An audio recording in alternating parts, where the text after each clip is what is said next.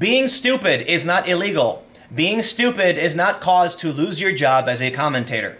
Megyn Kelly's only transgression is that she's stupid, allegedly. I'm not trying to say that Megyn Kelly is a stupid person. What I'm trying to say is the reason they're mad at her right now is because she's ignorant.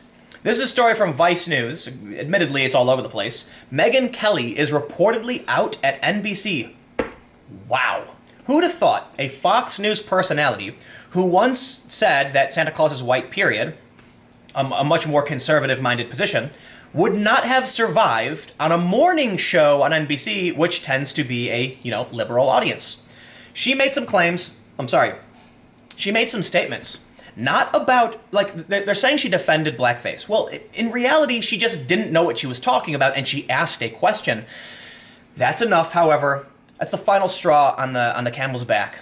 And now apparently she's out. So let's check this out. This is the scene where she's speaking to this all-white, everyone's like, it's an all-white panel, yeah, sure, but as if that, negates their opinions. Megyn Kelly did not host her NBC show Thursday and appears unlikely to return, according to multiple reports indicating she's moved into negotiations for an exit deal. Megyn Kelly could not survive off Fox News. Her sudden disappearance comes just 2 days after she pondered on the air why everyone was making such a big deal about blackface, prompting a cascade of public criticism from her coworkers and boss. Okay, let me just explain something. When you're talking to conservatives, for the most part, when I talk to conservatives, the only thing that happens when I say something that's incorrect or misleading or like I make a mistake is they tell me that. Sure, I've had people tell me I'm dumb, a libtard, cuck, they insult. It's not, insulting people isn't unique to one side or the other.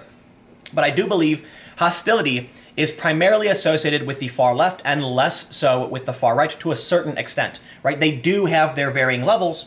But even when I talk to the fringe alt-right people, they much prefer to explain themselves. Like people who have ridiculous ideas who tell me things like I shouldn't exist. Like, I kid you not. This is not an exaggeration to say. I was once told I shouldn't exist. It's wrong, okay? But they didn't hit me. They didn't strike me. They didn't scream at me. They just said, come on, prove it. Prove you're right. And, we had a discussion about it, and ultimately we both walked away from it.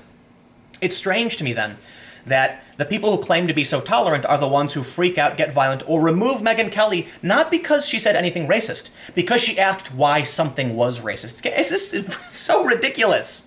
Okay. Megyn Kelly said, what is racist? Kelly asked of the racist act of darkening a white person's skin to appear black. When I was a kid, that was okay, as long as you were dressing up as like a character.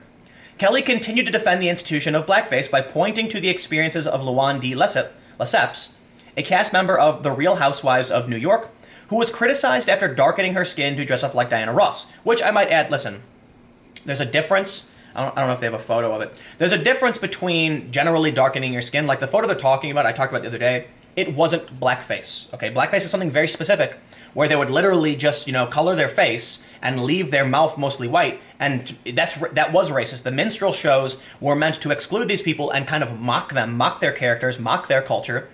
I understand why people find it offensive and why it's racist. Am I going to blame Megyn Kelly for being ignorant? No. And this is one of the craziest things about the regressive left.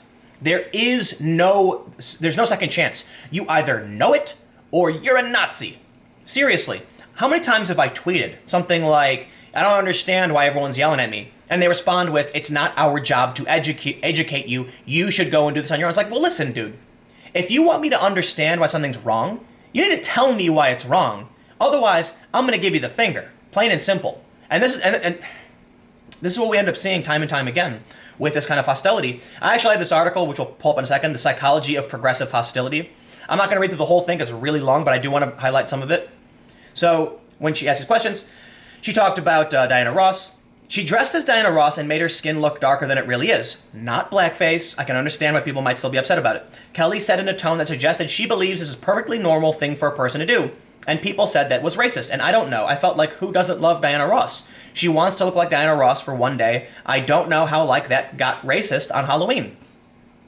Personally, I do understand why people would be offended by it. I would recommend a person not to do that, right? There's a difference between dressing up like Diana Ross and darkening your skin in the process. Admittedly, I will say darkening your skin is different from the actual institution of blackface, which came from minstrel shows. They wore the gloves and they had the specific, like ring around their mouths and stuff like that. So What did Megyn Kelly do wrong? She dared to ask a question and showed how ignorant she was on the issue.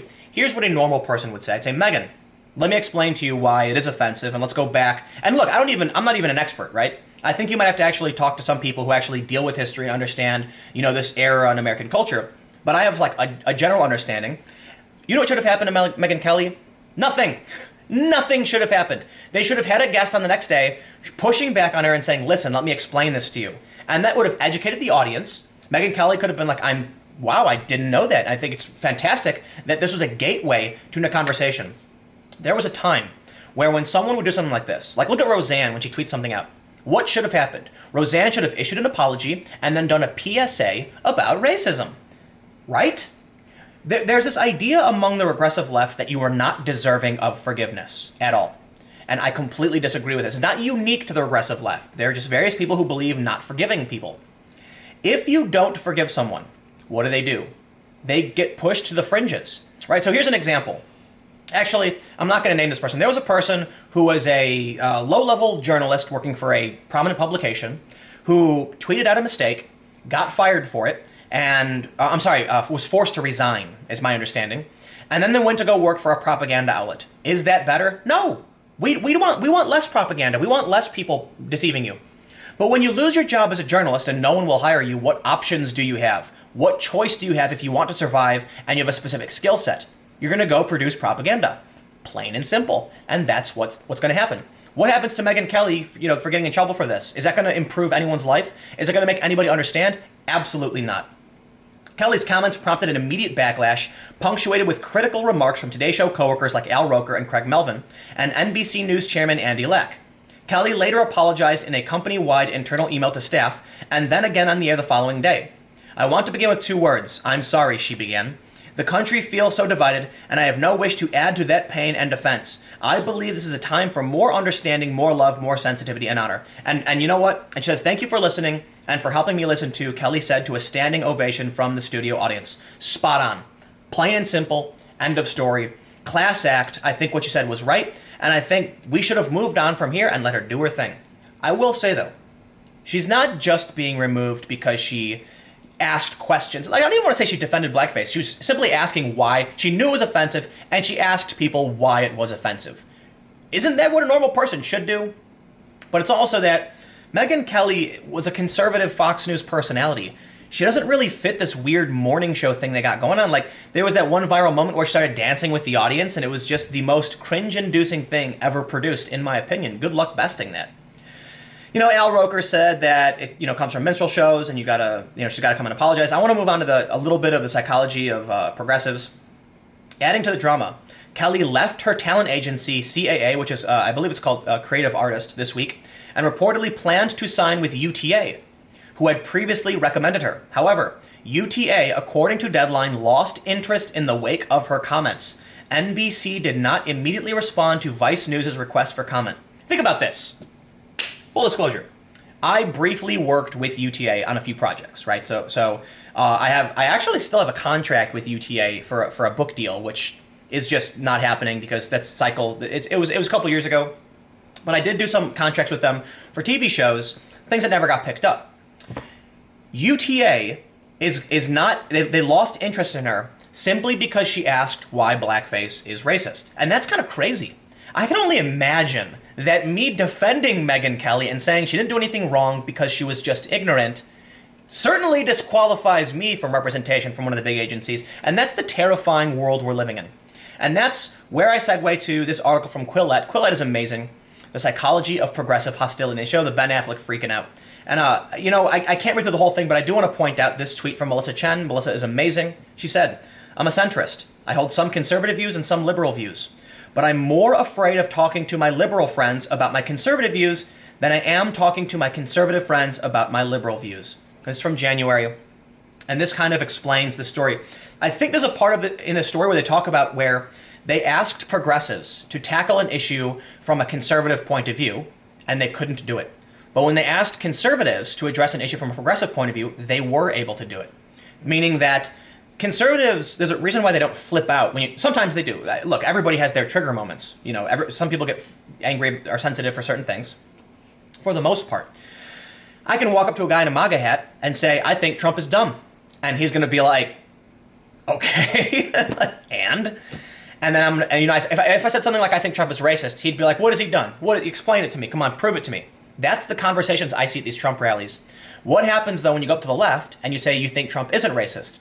They just scream racist at you. They yell at you. They go, are you crazy? You're a white male, and things like that. I don't know, this actually goes into a great detail. It's a really, really long story, so I recommend, I'll put a link to it in the description for those that want to read the full-out story. It's interesting. Look at what happens to Megyn Kelly. When we start entertaining the idea that you're not even allowed to ask questions. Is that a world we want to live in? No, I don't care. So you know what? If UTA, CA, whoever else, for whatever, I'm not saying they're clamoring at my doors trying to hire me, but if they wouldn't work with me because of this stuff, then so be it. I don't want to be beholden to a company that's terrified of the fact that Megyn Kelly's ignorant. It's not a crime to be ignorant. It's not a transgression. It's not racist to be stupid, okay? Things that are racist. And if someone is dumb, it is your job to empathize and educate them. Plain and simple. Megyn Kelly apologized. Can you believe that an agency wouldn't work with her now after an apology because she just didn't understand something? That's the only way you're allowed to learn, I guess, by being excised from society. Great. That's going to guarantee that progressives win? No, it's not. It's only going to guarantee that people like Megyn Kelly go back to Fox News, and people like Megyn Kelly. So if Megyn Kelly needs a job, she's definitely not going to go to the left, who's now mad at her over saying something that she just didn't understand. If you don't allow people the opportunity to join your ranks, what do you think is going to happen? Your political faction is going to die out because it can't grow. Plain and simple. As I've stated time and time again, politics flows in one direction. Because if you don't know the answers on the left, they'll kick you out. And if you don't know the answers on the right, they'll welcome you in to explain it to you. Personally, I disagree with a lot of conservative points, a lot of things Republicans, talk about for sure. But I am a centrist. I'm center-left, and that means, like Melissa Chen, there are some things that I agree on with conservatives, plain and simple. I lean a little bit more towards more progressive and liberal policies. But when I look at this and I look at the Today Show, I'm like, these people are going insane, man. The Democrats don't need to embrace this. So I'll go back to my earlier point. That's why I'm saying don't underestimate Michael Avenatti, but we'll see what happens. So anyway, stick around.